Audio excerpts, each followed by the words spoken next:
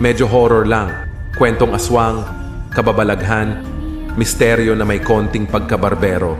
Kung bago ka pa lang dito sa akin channel, baka naman pwede kang mag-subscribe. Kasi kung hindi, ikaw din, makakakita ka ng Mumu mamayang gabi. Huwag mo din kalimutan i-click yung notification bell para updated ka sa mga bagong upload ko. Hindi katulad niya na bigla na lang hindi nagparamdam sa'yo. Tara simulan na natin ang kwento.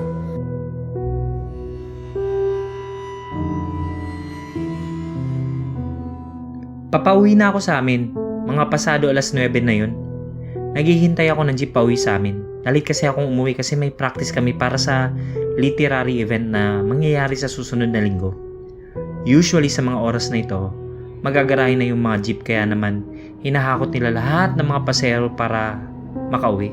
Lalong-lalo na kapag last trip na ito ng jeep papunta sa amin. Malapit na mag-10 ng gabi. Kinakabahan na ako na baka di ko na maabutan yung last trip ng jeep papunta sa amin. Tsaka, ang lakas pa ng ulan. Tinitext na ako ni mama at ng kuya ko kung nasaan na ako at kung nakasakay na ba ako ng jeep. Tinawagan na din ako ng tatay ko para malamang saan na ako at bakit ako ginabi.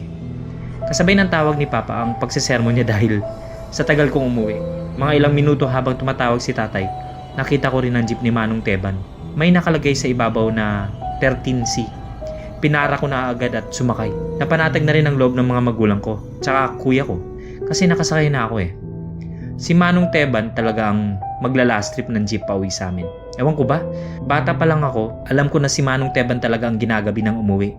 Sa lahat ng jeepney driver sa barangay namin, kilala din si Mang Teban sa takbuhan ng mga nanganganak o yung may mga emergency. Siya ang mag-ahatid sa ospital kaya naman sikat talaga si Manong Teban sa amin. Pagkatapos kong ibaba ang telepono, napansin kong dalawa lang kaming pasahero ni Manong Teban. Parehong nasa dulo ng jeep, yung malapit sa babaan. Kaharap ko ay mid-20s na babae at halatang galing sa trabaho niya sa isang sikat na mall dito sa aming syudad. Tinanong ko si ate kung nagbayad na ba siya. Tumango siya sa akin at nag-smile kaya magsasariling sikap ako lumapit kay Manong Teban para maabot ang bayad. Yung biyahe sa amin, galing sa eskwelahan ay 1 oras. Oo, 1 oras kasi nasa bukid yung barangay kaya mahaba-haba yung biyahe namin. 2 barangay ang madadaanan namin bago ka makaabot sa aming barangay eh. Sa unang barangay may sumakay na isang lalaki na kakilala ni Manong Teban. Ayun, nagkwekwentuhan silang dalawa.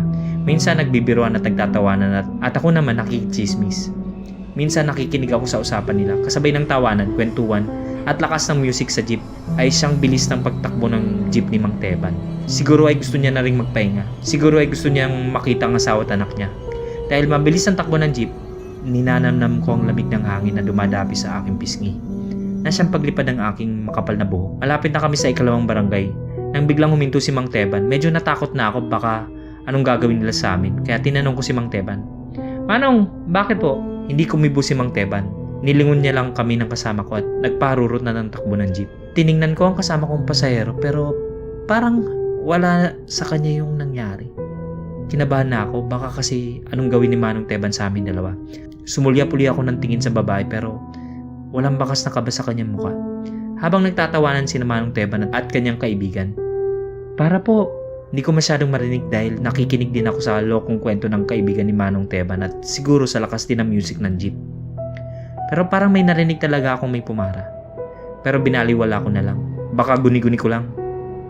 Nagpatuloy sa tawanan si Manong Teban at kanyang kaibigan at ako naman natatawa na din sa pakikinig sa kwentuhan nila hanggang sa dumaan kami sa Purok 4 sa 2nd barangay at mas binilisan ni Manong Teban ang takbo ng jeep. Nang biglang, "Para po!" Galit na sabi ng isang pasahero. Tinignan ko ang kasama kong pasahero. Nagagalit na siya at mukhang napapalayo na siya sa bababaan niya dahil sa pagkukwentuhan ni Manong Teban pero hindi pa rin huminto ang sasakyan.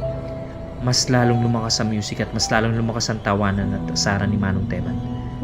"Para po!" Sabay katok sa kisiman ng jeep. Sa bilis ng takbo ni Manong Teban, napabrake siya ng napakalakas at kaming dalawa ng kasama kong pasahero ay napunta sa gitna ng jeep. Naputol ang kwentuhan nila Manong Teban. Kasabay ng lakas na music ang pagdahan-dahang tingin ni Manong Teban sa rearview mirror. Namumutla at nagbibilugan ang mata ni Manong Teban na para bang nakakita ng multo. "Pare, narinig mo yun?" Ang sigaw ni Manong Teban sa kanyang kaibigan. "Oo pre, rinig na rinig ko yun." Mabilis na sagot ng kaibigan ni Manong Teban. "Hindi ko alam pero bakit silang dalawa ng kaibigan niya ay nagtitinginan sa aming dalawang nakarap kong babae?" Langya pre, paandarin mo na ang jeep, minumulto na naman tayo. Kung gusto mong updated ka sa lahat ng bagong videos, click na ang subscribe button at notification bell